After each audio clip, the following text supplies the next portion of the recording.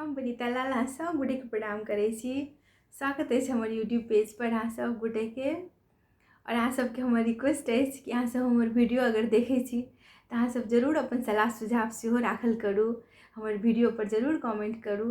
और हमरा अहाँ सबके लेल की बनबक चाही, नया नया केहन टाइपके डिश सब बनबक चाही, केहन टाइपके खाना सब बनबक चाही से जरूर अहाँ सब अपन कमेंट करल करू। और हमरा कतऽ सुधार करक चाही, हमरा अहाँ सबके कमेंट से अगर कोनो अहाँ सब कोनो सलाह सुझाव हमरा दै लए चाहब तऽ हमरा बहुत खुशी हैत।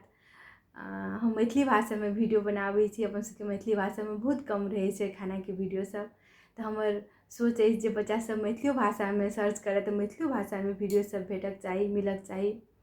से भावना से हम ई अथी कऽ रहल छी, ई लाइनमे एलहुँ है कि खानाके वीडियो हम बनबी और मिथिला भाषामे बनबी, अपन सबके मैथिली भाषामे बनबी।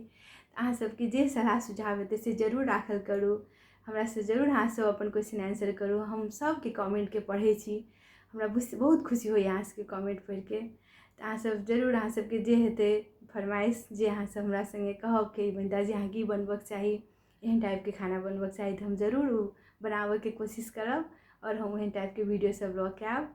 और हम गीत गाबै छी मैथिली भाषामे, हिन्दीमे। अहाँ सब हमरा जरूर अपन जे अहाँ सबके गीत पसंद हैत से जरूर लिखल करू, वनिता जी अहाँ ई गीत सुनाउ, तऽ हम जरूर अपन गीत सब, एहन टाइपके गीत सब अहाँ सबके लेल जरूर हम गाबब। अहाँ सबके बहुत बहुत धन्यवाद। Thank U.